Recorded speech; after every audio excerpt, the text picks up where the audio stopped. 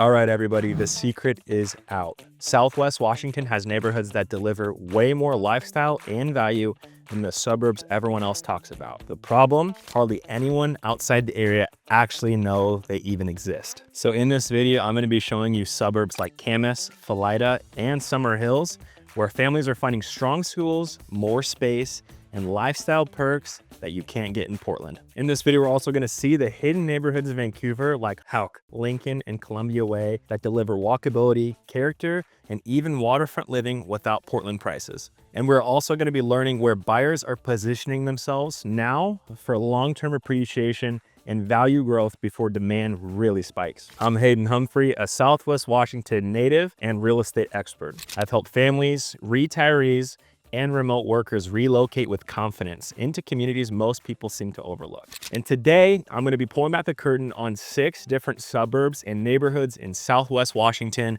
that seem to not get enough attention, but absolutely should. This first suburb that I'm going to be talking about is more of a popular one. You might have heard of it. This is Camas, Washington. Now, Camas is a lovely place to live, I can tell you that, and it's known for its natural beauty and very strong schools, but sometimes it often gets overshadowed by Portland and bigger name suburbs. In Camas, there's a mix of history, including the paper mill and small town roots, and also the modern high-tech employers that are in Camas. In Camas, you're anchored by Camas Lake and some beautiful hiking trails. There's the Columbia River right across Highway 14 and some beautiful views from Prune Hill. Camas is a vibrant historic downtown with a ton of shops, breweries, coffee houses, and a bunch of festivals in the summertime. And it's no kidding that Camas has very strong community pride and family-friendly atmosphere all throughout the town. I would just recommend heading to a Camas Friday Night Lights football game and you'll experience it yourself. Now, just yesterday, I met some new clients that are moving here from Florida, and the biggest draw for them for Camas was the schools. The Camas School District has an A+ rating, and it's consistently one of the best in Clark County. And that reason alone is a big draw for families relocating here. Now, let's chop it up with some real estate facts. In Camas, the median sales price, according to Redfin, August of 2025, is roughly $813,000. In Camas, homes move relatively quickly with only an average of 29 days on the market. Inventory is competitive, and from my experience, especially near Camas Lake and the newer subdivisions that are in Camas. So the big question is, why is Camas underrated? Well, I can tell you this, Portland, Oregon buyers often don't realize how much more lifestyle and school value that they can get living in Camas, just right across the river. In fact, some past clients of mine that have moved from Portland to Camas tell me that it's more like West Side Portland, quality, but it's at a better value. Camas overall is a very scenic environment, and a great thing too is that there's strong jobs nearby. And that being said, there's a lot of long-term growth. Camas overall has a very scenic environment. I'm constantly being told by people that are relocating here from out of state going, wow, it is so beautiful out. Have you seen this view? Have you been here? Have you been here? And in my opinion, a scenic environment plus the strong jobs that are nearby with those high-tech employers is going to equal long-term growth. So let's talk about growth and development in Camas for a second. There is the Camas North Shore Master Plan, which is going to have hundreds of new homes, parks, and trails. SR 14, Highway 14, the main vein from Camas to downtown Vancouver into I-5 and 205, is consistently getting upgrades for commuting. I will say, in my personal opinion, there's an ongoing balance between the growth and the preservation of the natural spaces that are in Camas. So the takeaway, Camas is very family oriented, it's outdoorsy, and there's high performing schools. And it's ideal for buyers wanting the space and community while staying close to Vancouver and Portland job centers. I've made a ton of content on Camas and surrounding Camas. Go check it out. But before you do that, let's talk about our next underrated suburb, which is known as Philida. So Philida is a quiet residential community north of Vancouver. Philida is known locally for peaceful neighborhoods and top-rated schools, but can sometimes be overshadowed by a place like Ridgefield or Camas. Philida is a place where I think it really appeals to the families who want community feel without moving too far out. So what's it like to live in Philida? I can tell you that it's more of like a suburban setting with larger lots and a lot of mature landscaping. And you get quick access to Salmon Creek Greenway Trail and Philida Park. There's a lot of parks in Philida. The other great thing too is it's really close to Vancouver's shopping and dining areas in Hazeldale and downtown Vancouver. Much like Ridgefield, Philida is not that far from I-5, which makes commuting very easy. I would say Philida overall has a slower pace with fewer commercial centers, It's more of like a community-centered vibe. Philida is served by the Vancouver School District, and schools here are very well rated, which is a big draw for the families. And in fact, it's known as one of the best school zones in Clark County. Now let's briefly talk about Philida real estate. The median sales price in Philida, according to Redfin in August 2025, is $815,000, which is very close to Camas. Overall, there's lower turnover and limited inventory, which keeps the competition in Philida real estate very strong. Homes often sell quickly due to demand from families. I think Philida is definitely underrated because many relocating buyers seem to skip it because it's less of a headline like Camas or Ridgefield.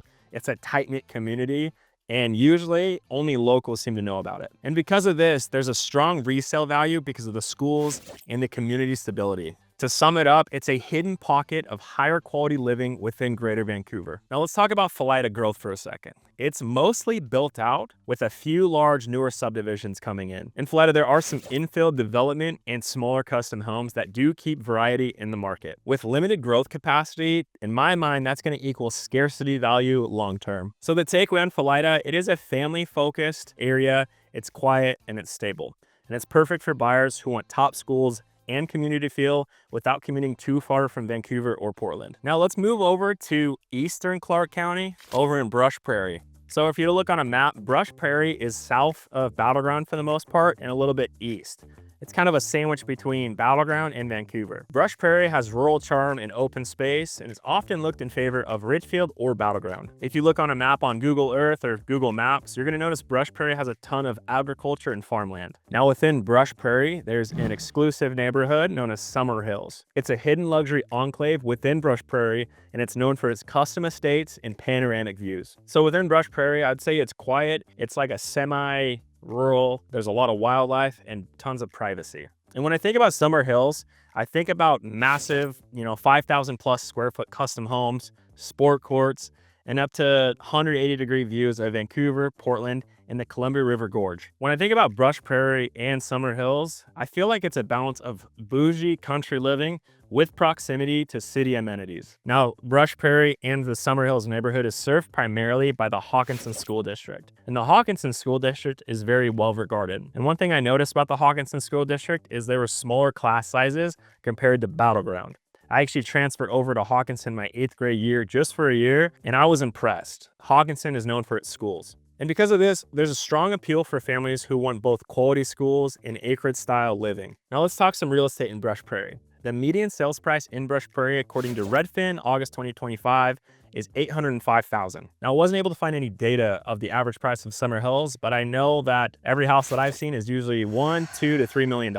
And I do know that Summer Hills inventory is scarce, and homes here are often unique and custom built. So why did I have Brush Prairie and Summer Hills on my list of being underrated? Well, many buyers dismiss Brush Prairie as being too rural, but Summer Hills proves it offers luxury with exclusivity. There's high land value and larger lots, which equal long-term appreciation potential. And I think there's like a hidden alternative for buyers priced out of the Camas luxury or Vancouver waterfront market. In Brush Prairie, there's limited new builds, and the area growth is slow and deliberate. And overall, the luxury resale market keeps value strong. And there's demand supported by the proximity to the Hawkinson School District and the quick access to Vancouver. So the overall takeaway is Brush Prairie has rural serenity with affordability. And then the Summer Hills neighborhood within Brush Prairie is a hidden luxury retreat offering privacy, panoramic views, and higher end homes. And it's ideal for buyers wanting exclusivity outside the usual suburban options. Now we're gonna move our way into the downtown Vancouver area, going into the Houck neighborhood. Houck neighborhood is a historic neighborhood with early 20th century homes, and it offers walkability and character, but often overlooked because buyers default to Portland for the urban living. And I personally believe it's a hidden gem for those who want the affordability option and the downtown lifestyle in Vancouver and what Vancouver has to offer. When I think of the Houck neighborhood, the first image I get in my head is Craftsman Bungalow. There's a lot of these with historic homes and charm. And being right in downtown Vancouver, you're gonna get a lot of amenities. You're walking distance from Main Street cafes, restaurants, and breweries. You're near a lot of different parks, including the John Ball Park and Esther Short Park for the recreation. And speaking of Esther Short Park and Hidden Gems, on Saturdays, they do an amazing farmer's market. I've been there about 10 times now, and I am impressed. And obviously being in downtown Vancouver, you have quick access to I-5 and the Vancouver waterfront that's so popular. The Houck neighborhood is served by Vancouver School District. The schools are mixed in rankings, but definitely improving with new investment. Now let's talk real estate for a minute. The median sales price is $545,000, which is according to Redfin August 2025 stats. Wow, $545,000? That's much less than Philida, Camas, and Brush Prairie, all in the 800s. Maybe it is underrated. And there's older homes, many renovated, and the inventory varies from starter homes to the restored craftsman style type of home. I do believe there's some high demand among the first-time home buyers, downsizers, and investors. Now, I did work with some buyers earlier this year, and at first, the focus for them was Camas, Ridgefield, and Philida. However, we ended up going to downtown Vancouver. We checked out the waterfront with them, and they were pretty interested. And they're like, wow, this is actually pretty nice. And I said, well, maybe you should check out the Hauk neighborhood. We did some searching for them, found the house, they offered on it, and they are super happy being in the neighborhood. They love the fact that their house is kind of that craftsman bungalow, but it's super unique. So maybe this sounds like you. You might be interested in Southwest Washington, but have a lot of questions. And if you do have any questions or interest, feel free to reach out. I'm happy to have a chat with you. So why is the Hauk neighborhood underrated? Why is it on my list? Well, I noticed that many relocating buyers don't quite realize that Vancouver has a walkable, historic downtown option. And it's often, this area is also overshadowed by Portland, but does offer better affordability and much lower property taxes. And the charm and convenience rarely gets highlighted in the relocation searches. So the overall growth in this area is the Vancouver waterfront redevelopment is bringing a lot of new jobs, restaurants, and high-end condos within walking distance. And because of that, there's a lot of spillover demand expected as that waterfront continues to expand, which it is. So the overall takeaway, the Hauk neighborhood has historic character and a walkable lifestyle. And it's great for a buyer who wants the Portland-style charm at a lower cost, with the quick access to both urban and suburban amenities. Next up, really close to the Hauk neighborhood is another one of my favorites and very underrated, the Lincoln neighborhood. The Lincoln neighborhood is a centrally located, historic feeling neighborhood just north of downtown Vancouver. It offers tree-lined streets, character homes, and walkability. Yet, it's often overlooked compared to more suburban options. I think there's an underrated mix of charm and location for buyers who don't want a cookie cutter suburb. So the Lincoln neighborhood is a mix of early 1900s homes and mid-century properties. In the Lincoln neighborhood, there's some local favorites like the La Di Da Coffee House, small shops, and community spots. You have proximity to hidden park and neighborhood green spaces, and you're simply minutes, when I say minutes, minutes from downtown Vancouver and the developing Vancouver waterfront that we all love. Now, this Lincoln neighborhood is serviced by the Vancouver School District. The schools are average to slightly above average, but definitely improving with the local investment here. And because of this, this appeals mostly to younger families, professionals, and downsizers who prioritize lifestyle and location over the top tier school rankings that we see in Philida and Camas. Now, according to Redfin, I thought this data looked a little funny. The median sales price was $386,000. I believe it to be more than $500 to $600 personally. And overall, the inventory here in the Lincoln neighborhood tends to be lower price compared to Camas or Philida, and definitely a good entry point for first-time homebuyers wanting access to downtown. So why is Lincoln neighborhood underrated? I believe buyers often skip over Lincoln in favor of different suburban developments around town. And Lincoln, yet it offers walkability, affordability, and community charm that's harder to find in new build neighborhoods. And I can tell you this neighborhood is increasingly getting more popular with young professionals that are simply priced out of Portland, Oregon. Now, the Lincoln neighborhood is definitely seeing growth, and I think it's benefiting from the broader downtown Vancouver and waterfront revitalization. There's many older homes that are being renovated, which is going to bring more neighborhood character and rising property values. So overall, with the Lincoln neighborhood, much like the Hauk neighborhood, there's historic charm, affordability, and convenience.